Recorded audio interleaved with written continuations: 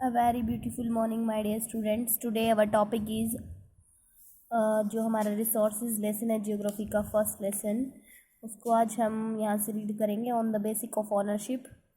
कल हमने जो है on the basic of stages of development कर लिया था एंड बेसिस ऑफ जो एक्सेसिबिलिटी है उसके बेस पे किया था और ओरिजिन के बेस पे पढ़ लिया था। तो आज देखिए ऑनरशिप के बेस पे रिसोर्सेज में भी classified into the following types. निम्नलिखित टाइप्स में जो बांट दिया जाता है, इंडिविजुअल और पर्सनल रिसोर्सेज होते हैं। फर्स्ट, इंडिविजुअल और पर्सनल रिसोर्सेज कौन से होते हैं? वो होते हैं ऑन्ड बाय एन इंडिविजुअल, जो सिर्फ एक किसी व्यक्ति द्वारा एक ही व्यक्ति का स्वामित्व होता है जिसके ऊपर, जैसे लैंड हो गया, हाउस हो गया, वेल्थ हो गया और चार्ज हो गए एक्सेट्रा।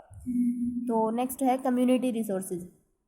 कम्युनिटी यानी कि एक कम्युनिटी द्वारा, पूरी कम्युनिटी द्वारा यूज़ किए जा सके ऐसे रिसोर्सेज, जैसे पॉन्ड्स हो गए, पार्क्स हो गए, प्लेग्राउंड्स हो गए, which can be used by all members of the community, जो किसी भी समुदाय के सभी मेंबर्स द्वारा यूज़ किए जाते हैं। नेक्स्ट है हमारा नेशनल रिसोर्सेज। नेशनल रिसोर्सेज कौन से होते हैं?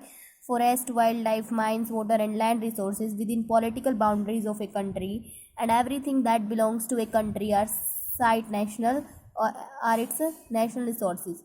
जैसे कि फॉरेस्ट, वाइल्ड लाइफ हो गई, माइंस खनिज वगैरह, वाटर पानी, लैंड पूरी भूमि, लैंड रिसोर्स जो हमारा है विद इन पॉलिटिकल बाउंड्री, जिसके चारों तरफ, जिसकी क्या होती है, एक पॉलिटिकल बाउंड्री होती है, जो कि एक राजनीतिक बाउंड्री होती है उसके चारों तरफ ऑफ ए कंट्री, किसी भी देश की। एंड एवरीथिंग दैट बिलोंग्स, और सभी की सारी चीज़ें जो कि किसी एक कंट्री से बिलोंग रखती हैं, वो सारी की सारी उसकी नेशनल रिसोर्सेज हैं। नेक्स्ट है जो मतलब एक देश यूज़ कर सकता हो केवल, उसको नेशनल रिसोर्सेज बोलते हैं। वर्ल्ड रिसोर्सेज, जैसे कि वर्ल्ड रिसोर्सेज वो होते हैं are the sum total of resources of all countries, जो भी सभी कंट्रीज़ का, जिसको सभी कंट्रीज यूज़ कर सकते हैं, वो वर्ल्ड रिसोर्सेज होते हैं। नेक्स्ट देखिएगा on the basis of distribution. Distribution के बेस पे होते हैं एक होते हैं हमारे जो ये फर्स्ट हैं यूबिक्विटीज रिसोर्सेज होते हैं। For example sunlight, wind etcetera which are found everywhere. मतलब जो ये यूबिक्विटीज होते हैं वो क्या होता है? देशव्यापी यानी कि सर्वव्यापी, जो सभी जगह हों, सभी जगह ऐसे रिसोर्सेज जैसे सनलाइट हो गई, विंड हो गई एटसेट्रा, ये सारे के सारे सभी जगह पाए जाते हैं। लोकलाइज्ड रिसोर्सेज, लोकलाइज्ड वो होते हैं स्थानीय रिसोर्स हो गए, जैसे कि coal, petroleum which are found in the particular places on the earth, जो धरती के किसी पर्टिकुलर प्लेस पे ही पाए जाते हैं, उनको हम लोकलाइज्ड रिसोर्सेज बोलते हैं। नेक्स्ट जो है हमारा topic utilisation of natural resource की। नेचुरल रिसोर्सेज की जो उपयोगिता है वो कैसे है, देखिए। The utility of a resource is determined by, जो यूटिलिटी है किसी भी रिसोर्स की, वो किसके ऊपर किसके ऊपर बेस्ड होती है वो? First, the place where the resource is found, उस प्लेस के ऊपर जहाँ पे रिसोर्स पाए जाते हैं, यानी कि इट्स एसेसिबिलिटी, यानी कि इसकी पहुँच कहाँ है, कहाँ पे वो मिलते हैं। The form in which it's occurs, और किसके ऊपर बेस होती है? जिस फॉर्म में वो पाए जाते हैं, जिस फॉर्म में वो हमें मिलते हैं, यानी कि उसकी क्वालिटी के ऊपर भी बेस होते हैं इनकी उपयोगिता, हम उसको कैसे यूज़ कर सकते हैं। The awareness of the people about it's presence and use and the cost involve in acquiring the resource. Third है वो क्या है? अवेयरनेस, लोगों की अवेयरनेस कितनी है अबाउट इट्स प्रेजेंस, उसकी प्रेजेंट के मतलब उसकी उपस्थिति के बारे में और उसके यूज़ के बारे में। अगर लोगों को पता है कि वो कहाँ पे मिलेंगे और कैसे उसका यूज़ है, तो लोग ज़्यादा से ज़्यादा उसका यूज़ करेंगे। तो यूटिलाइजेशन इसके ऊपर भी बेस्ड होती है, अवेयरनेस के ऊपर भी। नेक्स्ट है कॉस्ट इन्वॉल्व, कॉस्ट के ऊपर भी होती है कि हम उस रिसोर्स की कॉस्ट कितनी है प्राप्त करने के लिए। तो ये सारी चीज़ें, चारों की चारों चीज़ें किस लिए है? Utilisation of natural resources. ये सारी की सारी चीज़ें डिपेंड करती हैं कि हम किसी भी रिसोर्स को कितना यूज़ करेंगे। नेक्स्ट देखिएगा man made resources. Man made resources कौन से होते हैं? Over the years with advancement of science and technology, मतलब साइंस एंड टेक्नोलॉजी की जो एडवांसमेंट है वो आ गई है, मतलब कि समय के साथ ही जो है पूरा का पूरा जो साइंस एंड टेक्नोलॉजी वो बदल गया है, एडवांसमेंट आ चुकी है। Man made newer and better things by using natural resources to lead a comfortable life. जो मैन है वो नई नई चीज़ें बनाता है, बेटर थिंग्स बनाता है, किसका यूज़ करके? नेचुरल रिसोर्सेज का यूज़ करके, ताकि वो एक कंफर्टेबल लाइफ जी सके। These new things produced by man are called man-made resources और cultural resources। इन्हीं सभी चीज़ों को जो कि मैन के द्वारा, किसी भी आदमी के द्वारा प्रोड्यूस की जाती हैं, उसको हम मैन मेड रिसोर्स बोलते हैं या कल्चरल रिसोर्सेज बोलते हैं। For example cotton is a natural resource, जैसे कॉटन एक नेचुरल रिसोर्स है, but man uses his expertise and weaves clothes out of it.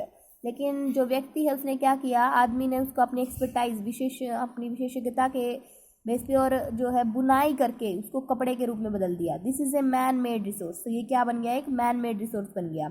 In course of time, जैसे ही टाइम के साथ साथ ही इमिटेटेड नेचर, उसने जो है प्रकृति की नकल की and produce artificial synthetic fibres, और उसने जो है क्या प्रोड्यूस कर दिया, नकली सिंथेटिक फाइबर्स जो है प्रोड्यूस कर दिया आर्टिफिशियल, लाइक नायलॉन हो गया एंड पॉलिस्टर हो गया एंड सिंथेटिक रबर हो गई, जैसे नायलॉन हो गया, पॉलिस्टर और synthetic rubber. These replace the natural ones in many cases because of their better quality or due to shortage of natural ones। कहता है कि these replaced, इनको जो है कई मामलों में प्राकृतिक संसाधनों की जगह यूज़ किया जा सकता है, क्योंकि इनकी जो बेहतर गुणवत्ता है या फिर हमारे पास अगर शॉर्टेज है नेचुरल रिसोर्सेज की तो हम इनका यूज़ कर सकते हैं अगर ये अच्छी क्वालिटी के हैं तो। नेक्स्ट देखिएगा ह्यूमन रिसोर्सेज। ह्यूमन रिसोर्सेज में क्या कह रहा है, of all the resource of the world, संसार में सभी रिसोर्सेज में से man himself is the most important resource. जो व्यक्ति है वो सबसे बड़ा इंपॉर्टेंट रिसोर्स है। He transform natural objects into resources and utilise them for the benefit of his family and society. तो ये कहता है कि जो संसार के अंदर जितने भी रिसोर्सेज, उन सभी में से जो व्यक्ति है वो सबसे इम्पॉर्टेंट रिसोर्स है।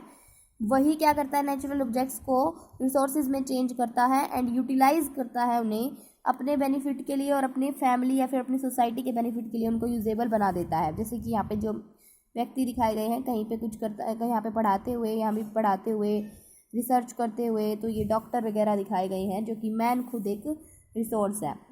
He is the most important resource creating factor because he is both the producer and consumer of all other resource. ये कहता है कि ये एक मोस्ट इंपॉर्टेंट रिसोर्स है जो व्यक्ति है। क्यों? क्योंकि वही क्रिएटिंग फैक्टर है, यही दूसरी चीज़ों को क्रिएट करता है। बिकॉज क्योंकि यही एक प्रोड्यूसर है, यही कंज्यूमर है सभी चीज़ों का। The pace of the development of any country depends on the quality and quantity of human resource.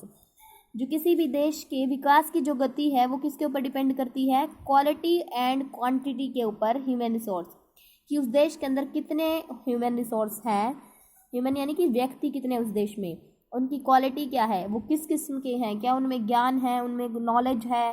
तो quality and quantity of human resources के ऊपर डिपेंड करती है किसी भी देश के जो डेवलपमेंट की गति है वो। यहाँ पे देखिए वर्डोलॉजी, डिसलिनेशन दे रखा है बच्चों, removal of salinity from sea water by scientific procedure using modern sophisticated technology. कहता है कि डिसलिनेशन का मतलब ये है, डिसलिनेशन का मतलब होता है अलवनीकरण, यानी कि किसी भी साइंटिफिक प्रोसेसर के द्वारा यानी वैज्ञानिक प्रक्रिया के द्वारा समुद्र के पानी से जब हम क्या निकालते हैं, सैलिनिटी को यानी कि लवणता को हटा देते हैं, तो उसको बोला जाता है डिसलिनेशन। डिसलिनेशन यानी प्रिस्क्रिप्ट तकनीक से अधिक का उपयोग करते हैं हम। सोफिस्टिकेटेड टेक्नोलॉजी का हम यूज़ करते हैं, मॉडर्न सोफिस्टिकेटेड टेक्नोलॉजी का, जिससे हम क्या कर सकते हैं, लवणीकरण को हटा सकते हैं वाटर उसके समुद्र के पानी से। सो हमने यहाँ तक का रीड किया बच्चों, आप लोग भी अच्छे से रीड कीजिएगा। Thank you, have a nice day.